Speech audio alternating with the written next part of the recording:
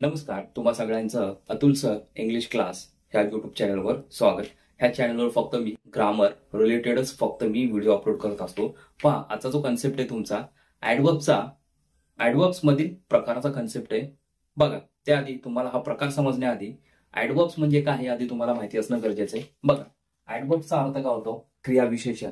आता ऍडवर्ब्स म्हणजे काय, त्याचं डेफिनेशन पहा की ह्या क्रियाविशेषणांचा म्हणजे ऍडवर्बचा डायरेक्टली संबंध कशाशी येतो? क्रियापदाशी येतो. राईट.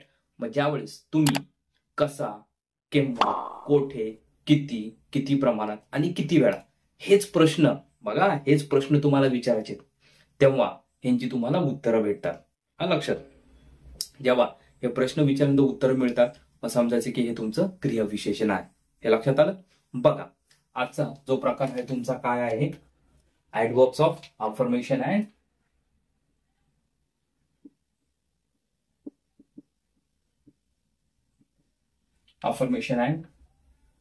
And negation.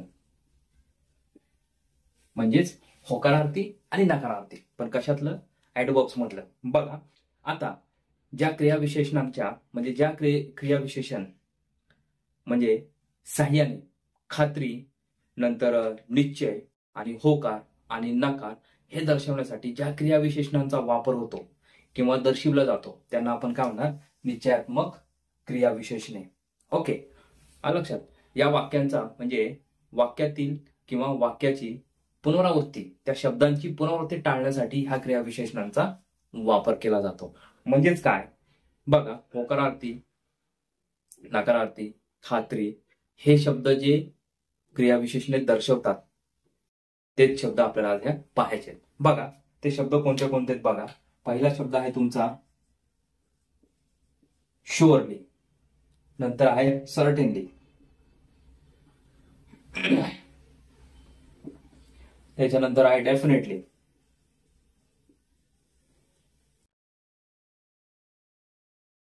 त्यानंतर आहे प्रोबॅबली. बघा, यांचा अर्थ तुम्हाला सांगतो. शुअरली म्हणजे काय? शुअर, खात्री. सर्टेनली निश्चित, डेफिनेटली पण निश्चित, कदाचित, प्रोबॅबली म्हणजे कदाचित. त्याच्यानंतर आहे इंडीड. काय? इंडीडचा अर्थ आहे खरं. काय? इंडीडचा अर्थ आहे खरं. नंतर आहे नॉट ऍट ऑल, म्हणजेच अजिबात नाही, मुळीच नाही. ओके. बाय ऑल मीन्स म्हणजे सर्व प्रकारे.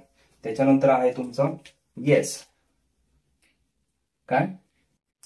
येस म्हणजे हो. नंतर या म्हणजे पण हो. त्याच्यानंतर आहे निगेशन म्हणजे नो, नंतर नॉट. ओके, आलं लक्षात? हे शब्द काय तुमचे अफर्मेशन आहे, निगेशन मधले शब्द आहेत. ओके, शब्द नाहीत, क्रियाविशेषण आहे. बघा, आता यांचा वाक्यरचनांमध्ये उपयोग बघा. Surely he is not at home. काय? Surely he is not at, नक्की की तो घरी नाहीये. आलं लक्षात? म्हणजे हे जी क्रियाविशेषण जेव्हा तुम्ही वापरणार तेव्हा त्यातनं लक्षात काय ना की हे खात्री आहे का, निश्चय आहे का, होकार आहे का, नकार आहे. ओके. आणि ह्या शब्दांमुळे काय होतं की वाक्याची आणि त्यातल्या शब्दांची पुनरावृत्ती टळली जाते. बघा, शी सर्टेनली, दुसरी वाक्यरचना, she certainly went to the circus. निश्चितपणे ती काय सर्कसला गेली. त्याच्यानंतर आहे प्रोबॅबली ही विल कम म्हणजे कदाचित तो येईल. काय? प्रोबॅबली तो येईल. त्याच्यानंतर बघा, he is a full Indeed. खरंय, तो मूर्ख आहे. लक्षात? म्हणजे ते इंडीडचा अर्थ काय? खरंय, तो मूर्ख आहे. बघा, लिहून घ्या, ह्याचं डेफिनेशन पण लिहून घ्या. व्हिडिओ पॉज करून सगळं व्यवस्थित लिहून घ्या, सराव करा, मग तुमच्या लक्षात येऊन जाईल की ग्रॅमॅटिकल कन्सेप्ट कसे असतात ते, आणि जर तुम्हाला पेपर सोडवताना खूप उपयोग होईल. बघा, काय डाऊट असेल तर कमेंट बॉक्समध्ये कमेंट करा, आणि पुढील सेशनमध्ये आपण ह्यानंतरचा कुठला प्रकार असेल तो पाहू. तोपर्यंत जय हिंद, जय महाराष्ट्र.